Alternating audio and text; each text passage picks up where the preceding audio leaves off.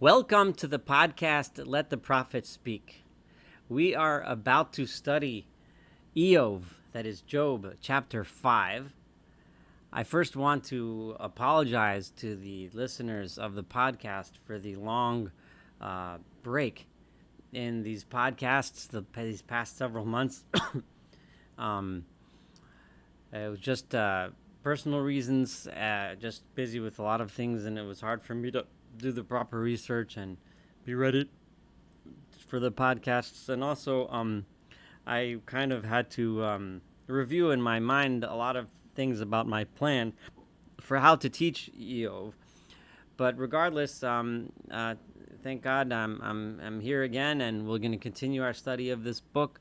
I'm going to say up front, it is much more challenging to teach these parts of Tanakh, what's known as wisdom literature, as opposed to the narrative literature of Tanakh. Like when we studied the Book of Kings, of course there was plenty wisdom to be learned, but to say the narrative, the stories, and analyze and understand them, at least for me, is much easier, so to speak,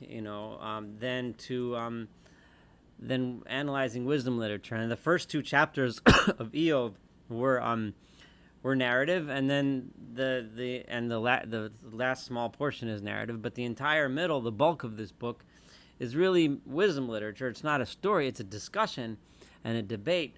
But but here I am. Let's meet this challenge and study this together. Now, let's just remind you that we are in the middle of the speech of Eliphaz. Eliphaz Hatemani, Eliphaz the Yemenite, was one of the three friends that came to comfort Eov in his troubles.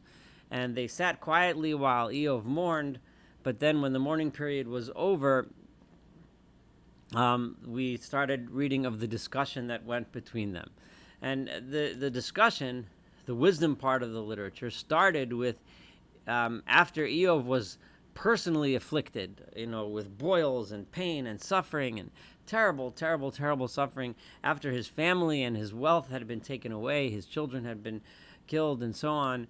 Eov, in chapter 3, opened his mouth, as we said in the beginning of chapter 3, Vayikalel et yomo, and he cursed the day he was born. I want to make it extremely clear that there are several points that one has to always have in the back of mind as one reads the entire book of Eov. That little bit of narrative was really set up for us in order for us to understand the stage. It was really to set the stage for the entire discussion.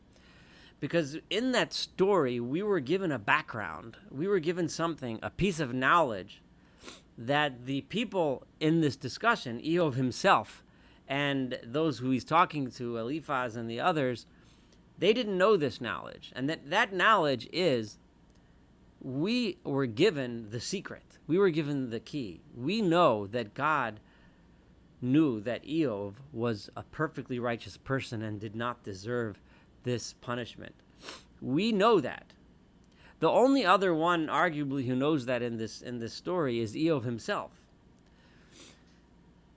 We also know that the suffering was really not for any particular reason which any of us can call just, right? There's absolutely no justice to this suffering that Eov was receiving. It wasn't being punished for anything that he'd done wrong. It wasn't any of the explanations that people may have for punishments that we have in this world, suffering that we have. Whether it's, I'm suffering in order to get more reward later. I'm suffering in order to teach me a lesson. I'm suffering because in the world to come I'll get rewarded. Whatever theological explanation you want to give for suffering, none of those apply to the suffering that occurred to Eov, right? This is a secret that we know, right? None of those happened because it was just a bet between God and Satan. In other words, it was completely without reason, really, that logical. Yes, it was a test for Eov. But other than that, it was nothing. And remember, Eov in chapter 3, when he cursed the day he was born, what he was cursing, right? And I'm not going to review the whole thing. You should go back and study chapter 3. But what Eov was cursing was not God. And this is the key thing. What he was cursing was the realization that there was no justice. In other words, Eov looked at himself and Eov knew and understood that he did not deserve this.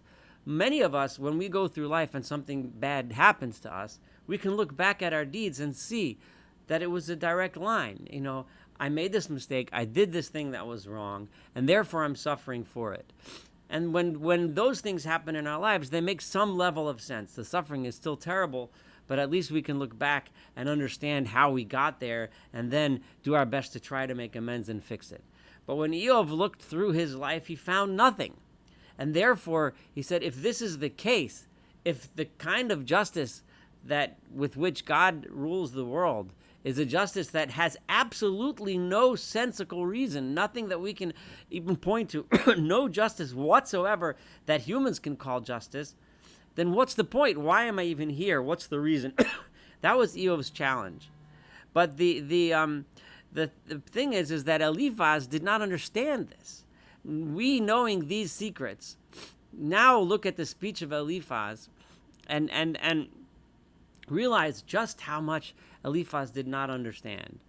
And this is something that's so important when we look in our own lives, when we see other people suffering. The key thing is, when we read Eov, we should learn from Eov how is it appropriate for a person to respond to his or her own suffering. When we read Eliphaz and his friends' responses, we see potential responses for how a person can respond to someone else's suffering. And ultimately, when we read Eliphaz, we are struck with the incredible power of Eliphaz. How arrogant are you to think that that you can explain the reason? We know because God himself told us in chapter 1 and 2 that there was no reason for this suffering. And we know that Eov did not deserve this. So the arrogance of what a person can commit when he or she looks at someone else and tells that someone else what they deserved or didn't deserve, or why they're going through what they're going through, we need to learn that lesson. I gave that as a little bit of a introduction, but here we go. We're going to study chapter 5. There's going to be many places in where it's extremely difficult to translate many of these words, but I'm going to mostly use the Jewish Publication Society translation.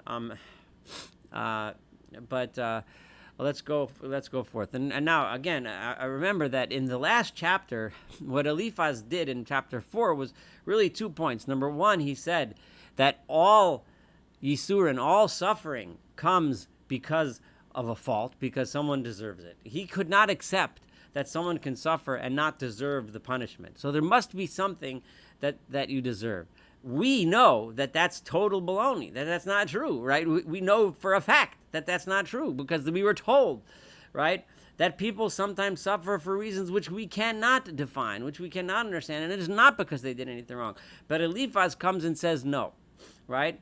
And that's number 1, which was a major point that he made in chapter 4. And number 2, he presented this as some sort of a vision in order to give legitimacy to what maybe he did have such a vision, and very likely that he did have such a dream that showed him that there is justice to everything. Kirana hayesh onecha, right? Go ahead and call out. Eliphaz challenges. This is verse 1. He challenges Eov. Remember, Eov had called out in chapter 3 and cursed the day he was born, and Eliphaz is upset with him for calling out like that, and he says, go ahead. Is anyone going to answer you?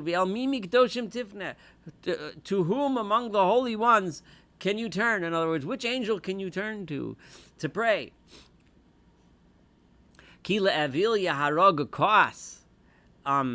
Because anger here, ka'as, is a sin, and a samach is interchangeable in Hebrew.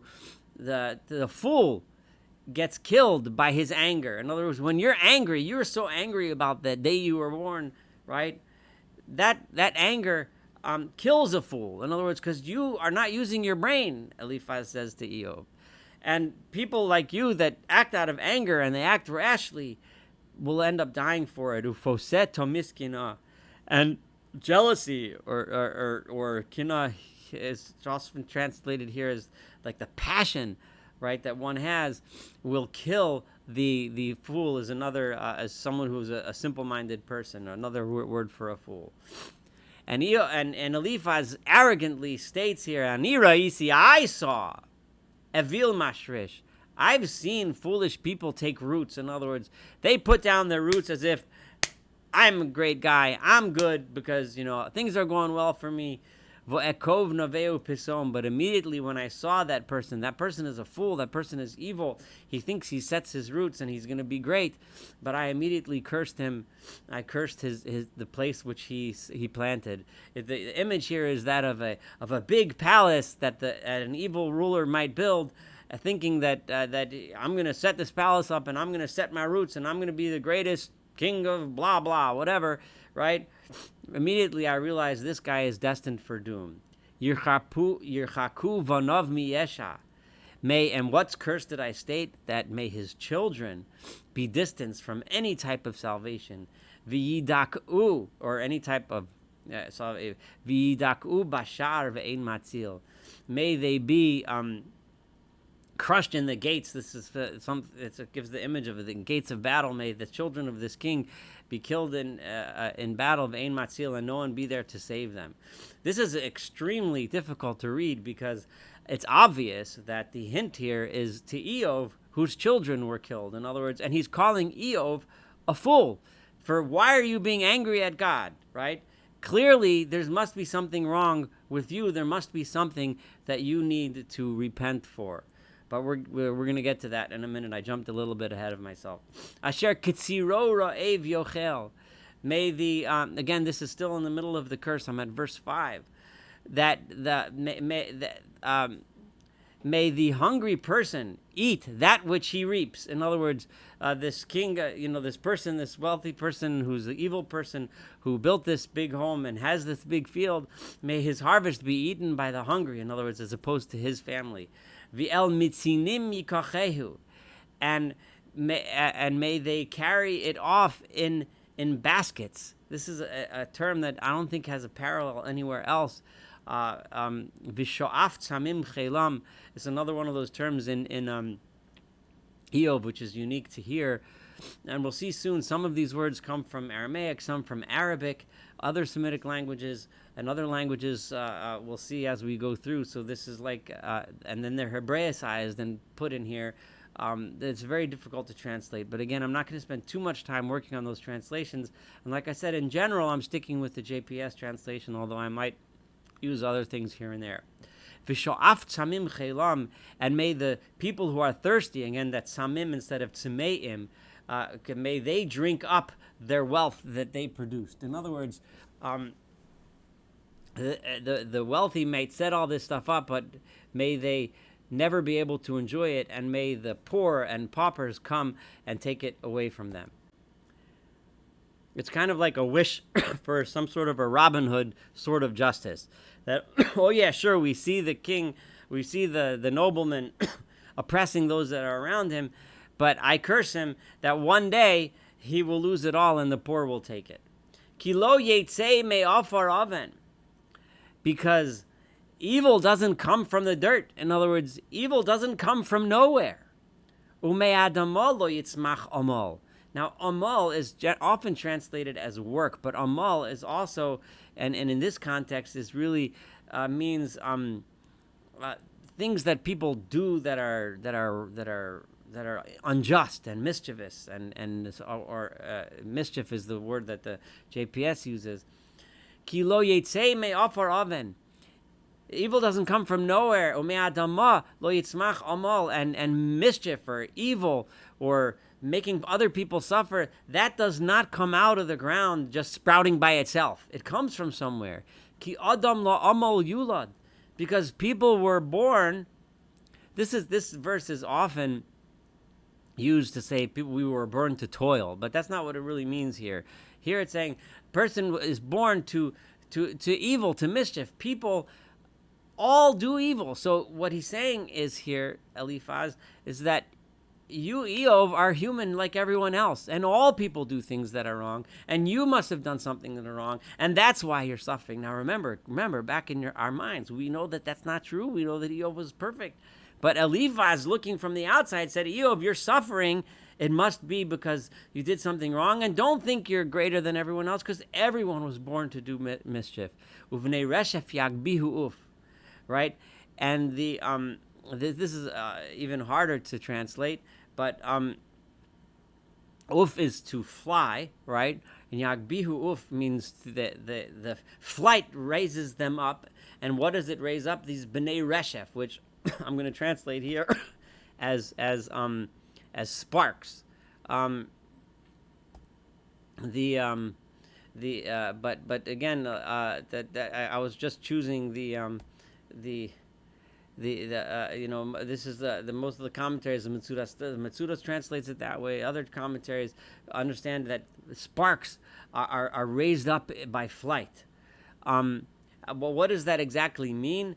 I'm just going to use some of the classic commentaries here. That just like sparks just fly upwards of their nature, so too a human being of his nature is going to do something wrong, is going to make a mistake, is going to sin. In this way, Eliphaz thinks he's somewhat mitigating this incredibly stinging criticism of Eov, who is not just a poor man now, suffering the most awful sufferings we can imagine, and who's went through the most awful losses we can imagine. He's saying, even, and we know he was a tzaddik, he was a very righteous person without any faults that would justify this. Eliphaz is saying, no, there are some faults, and I'm not making, you're not necessarily a bad person, but you're like every human being that does terrible things. Ulamani edrosh el.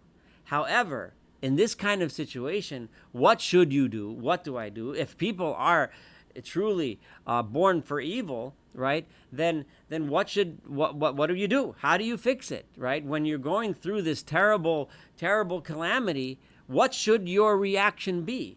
Now, this in itself just reeks of arrogance, because, and when we see in chapter 6 Eov's response, we'll understand just how arrogant this is. But what he's saying is, don't become angry with God, right? Like you were, Eov. Don't become angry and curse the day you were born and get all frustrated, but pray to God, search to God. That's what I would do if I was in that situation. And oh my God, like, just think about for a minute what it's like to go to someone who's suffering and say, well, I know what I would do if I was suffering. Well, you don't. I'm sorry, you don't. But this is the approach that Eliphaz is saying. And if it reeks of arrogance, that's exactly the point. Right, that's the point of this speech, is we're supposed to feel that. El Elohim asim divrasi, and it is to God that I will put my case. Now, just think for a moment of how many times we've seen people suffering, and you have two different religious responses that could happen when you see someone else suffering. You could go and say, well, oh, those people, they're no good because I would be the one who prays. Imagine the preacher who gets up and say, pray to God, repent, and then you'll fix the problem. Versus the other religious person who goes to the people suffering and says, what do you need? How can I help you? How can I help fix this problem? Maybe you need some food. Maybe you need a bed. Maybe you need an air conditioner. Maybe you need a heater. Maybe you need some water. Maybe you need some medicine. Maybe you need just some comfort. Maybe you need somebody to talk to. Versus the religious figure who gets up and says, you're not religious enough. You're not praying enough. This book, Eov, is a direct attack on those who take the approach of Ani Edrosh El. I'm the one that's going to turn to God. The incredible arrogance of the preacher who says such things is the one who never picked up the book of Job and the book of Eov, ignores it, and goes ahead and acts like such an arrogant person. But anyway, so this book of Eov, it's just so powerful, and this is going to go on for chapter after chapter, so just buckle yourself in for the ride. So then he goes and says, why am I going to turn to God? Then the preacher goes ahead and continues to preach, and let's listen to Eliphaz preach, this grand preach, this grand lecture this sermon from the high place to all the people, all the faithful, this big sermon. Oh, Segadolos Vein Cheker, God is the one who does great things that we cannot even fathom. Niflo Sarin Mispar, He does wonders that we can't even count. Hanosein Matar al Pnei Haaretz, He makes it rain upon the land. V'sholeach mayim al Pnei Chutzos, and He spreads water over the fields. Lasum shifalim limarom, God is the one who makes the lowly people high and brings them up. V'kodrim sagvu yesha, and He does that so that those that are kodrim, and I'm gonna the ones that are kodrim are the ones that are blackened from starvation and suffering, sogvu yesha, in the end they retain, or they obtain and keep to them yesha, salvation, success. Mefer machshavos sarumim, He is the one. So God is the one who takes the lowly out of their suffering and brings them up. You're supposed to be infuriated by listening to this speech of Eliphaz, because it sounds like sermons that many of us might have heard. When the guy gets up in the whether it's a synagogue, a mosque, or a church, or whatever, and says, God is the one who's going to save you. God is the one who's going to bring you up. God is the one who's going to save you from the hunger and the suffering. If you're standing there on the at the podium speaking, then you're in the wrong place, preaching the wrong thing. This is the lesson that Eov is trying to teach us.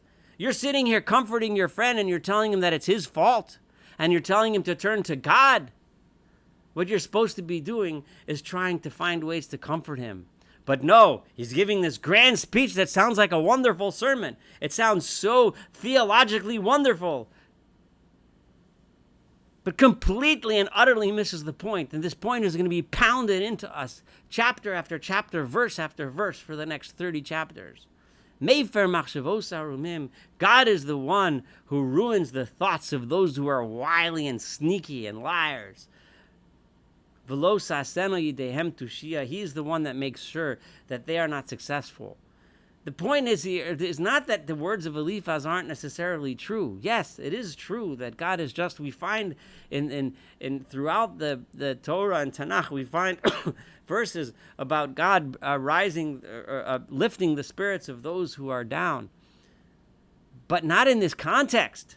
Not in the place where we're reading it here. He's giving this wonderful drasha in exactly the wrong place, at exactly the wrong time, to exactly the wrong people, because we know that Eov was not at fault. We know that Eov is not suffering because of sin.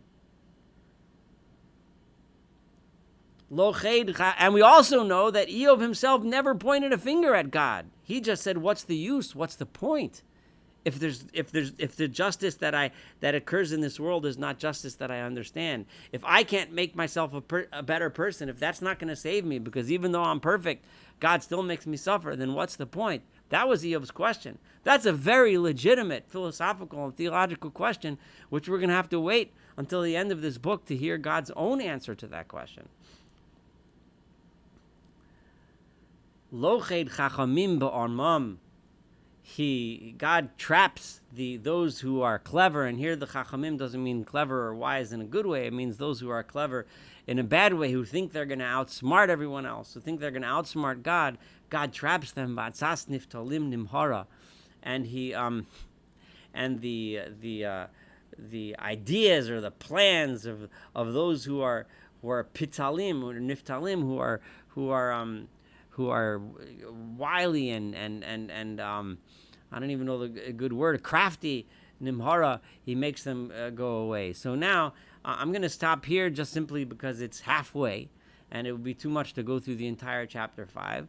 But Eliphaz in 5b, in the next podcast, is going to continue with this speech. And then after chapter 5, we're going to hear Eov's response. Thank you so much for studying this book together with me. It's truly a privilege to be back, and I look forward to studying the rest of the book of Eov, and I look forward to studying, of course, the rest of Tanakh. The next few books, other than Divrei Hayamim, the book of Chronicles, which we are going to study together eventually, is mostly wisdom literature. After Eov, of course, we have Shir HaShirim, the Song of Songs. We have Kohelet, Ecclesiastes. We have Tehillim, that's Psalms. We have Mishlei, which is Proverbs. All those books we're going to study together over the next upcoming years are mostly wisdom literature, so it's going to be a bit of a change. It's a bit different. Each one with its own unique lessons and wisdom, and looking forward to studying them together with you. Have a wonderful day.